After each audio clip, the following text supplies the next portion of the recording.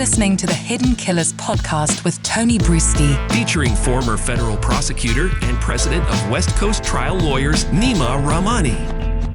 So let's just say that your spouse is abruptly arrested, charged with absolutely horrible crimes, accused of being the Long Island serial killer, case that has terrorized your community for many, many years. If you knew nothing about it, you're absolutely shocked. You don't know what to do. Your world has been completely thrown upside down. Several months into all of this, a camera crew comes up to you, Peacock, and says, hey, you know what? The trial is still pending. We're not quite there yet. He's locked up. How about we give you $1 million and follow you around? What do you say to that? Well, for Asa Ellerup, who is in that exact situation, she did say yes. She apparently has gotten $1 million from Peacock to be part of this documentary following her life as the case continues to develop. Joining me to discuss, Neama Rahmani, former federal prosecutor, president of the West Coast Trial Lawyers Association. Neama, when you heard about this development, what was your reaction? Yeah, I was disgusted. Tony, I mean, we've been talking about this case for a while. And, you know, what was her role in all this? Was she an accomplice? Was she a co-conspirator? She's taken this really tone-deaf approach to the victims. She's been litigious with the government when they're just trying to collect evidence. Certainly far from helpful, maybe even complicit. And now she's profiting off of her husband's alleged murders. I'm disgusted, but perhaps I shouldn't be surprised in this day and era. Yeah, I mean, that's kind of where I was at on it. I was disgusted, not super surprised, because anything she's been doing seems to kind of be the opposite of what one would think to do.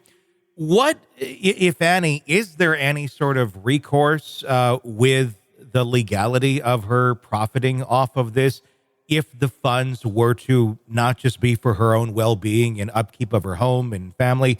What if these funds go and flow to his own defense? Is there anything preventing something like that from happening? There are potentially. So each state has unique laws. New York, they have what are called Son of Sam laws that basically prohibit murderers and other types of felons and criminals from profiting off their behavior. Any money they make has to go to the victims. But in this particular case, obviously, we know Asa hasn't been charged. She's not a criminal. The funds are allegedly going to her and her daughter. So I'm not saying it's a loophole, but it is something that's not covered by the laws that are currently on the books. So I think, legally speaking, she's going to be okay, and she's going to be able to keep this money. Yeah, I mean, that's interesting. It's kind of like almost a little gap there in that creates that loophole if those funds are, in fact, to go that place. She recently said to her attorney, or the attorney stated that she believes her husband is likely innocent, doesn't think that she had it in him to do something like this. And I'm paraphrasing a bit. Interesting take, considering 7 days after the charges were brought, she did file for divorce. And money will make you do strange things sometimes. That statement in itself, I found a little bit odd. But when you got money, you have a show basically now to put together. Do you think this will be affecting her take on what she's presenting to the world and her support of her husband or lack thereof? You know, it might. I mean, obviously, look, it's a documentary. They're following her around, and she needs to be the supportive wife. If she just, pieces out and, moves to South America, not much of a documentary there, Tony, right? So they need a wife that's going to be involved. She's getting paid to do so. Let's not forget, the lawyers are reportedly being paid as well to participate in this. So that's its own issue, right? Yeah. Obviously, they're representing the family. They're not representing Heuermann. But, at some point, there's a possibility that she gets charged here, right? At a minimum, she's a witness. Yeah. Minimum, right? I mean, she's seen some of these sex acts and parties and, just really sort of distasteful, in my opinion. But people will do anything for money, and Asa's not the type of person that's going to be paid $1 million to make a sex tape or go on OnlyFans. So this is probably as good as it gets for her. Yeah. What's your take on that with the attorneys, reportedly $200,000 for the attorney of the children, and then Asa's own counsel getting $400,000 from this? The ethics of that, the direction that you're advising your client to be in, does this kind of blow all that up? Potentially, yes. I mean, this is all sort of new ground, novel legal issues. Listen, I love these documentaries. I love podcasts like this, Tony Hidden Killers. It raises public awareness of our legal system, our criminal justice system. I think people should understand how trials work in this country. The question is, I mean, as lawyers, right, we're supposed to advocate on behalf of our client and not, be acting for the cameras. And listen, you're talking to someone that does TV all the time. Sometimes it's in your client's best interest to get media, and sometimes it's not. So I sort of question, is someone like Rex Heuermann's daughter, is the media attention good for her?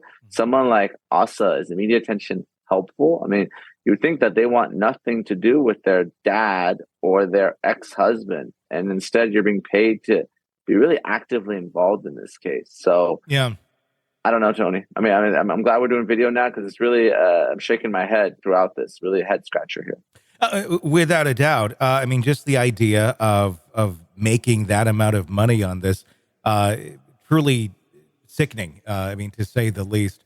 We'll have to see where all of this goes and exactly, where this will fall. But the only thing that I was wondering about is, I'm assuming she's not going to have her attorney next to her 24 hours a day, 7 days a week as they're filming this sort of thing to advise her on maybe you shouldn't say that out loud or this or that. It's kind of the Jinx thing. Robert Durst, that documentary pretty much sunk him. I'm wondering if, this could end up doing the same for her inadvertently, where she thinks she's kind of controlling this narrative of her life, but ends up saying stuff that maybe doesn't even get it to TV. I mean, at the end of the day, if there is some suspicion of her, which as of right now, we don't believe there is, the authorities have essentially cleared her. Doesn't mean that they can't come back. But do you think they're salivating? Investigators are salivating at this, going, you go ahead, do that documentary. We're going to subpoena everything you have, including all the cutting room B-roll footage, and just take a closer look to see if there's something there that we can get her on. Oh, absolutely. And look, I mean, you raised a good point. I mean, the Jinx, great documentary there, finally brought Bob Durst to justice, and they're coming out with a part 2. Obviously he passed away, but there's many other examples as well. Surviving R. Kelly, right? Yeah. That was instrumental. The Britney Spears documentary got her out of a conservatorship, and even active cases right now. I know it's interesting. It's another sort of botched prosecution, but the Alec Baldwin prosecution, the district attorney's office, they're filming a documentary, they're subpoenaing all that. So if you're a prosecutor in the case, this is great. You're getting free evidence that could potentially only help you. So the more the merrier, and you're happy that someone else is doing the work. Yeah, I mean, inadvertently, she may end up revealing far more than she ever planned to or thought she would with authorities, and it could all come back. If she's got nothing to hide, then she's got nothing to hide. But I would say tread lightly if I were her. No question. If your DNA is at the scene of these murders and you're present in the same house, your house, as some of the victims, I'd be very careful about what I do and what I say. Sick of the ads? We are too. Start listening with no commercials now and get access to all of our episodes in advance of everyone else. Become a True Crime Today Premium Plus subscriber on Apple Podcasts. Search True Crime Today Premium Plus on Apple Podcasts or go to our podcast page and sign up now. True Crime Today Premium Plus. Sign up now.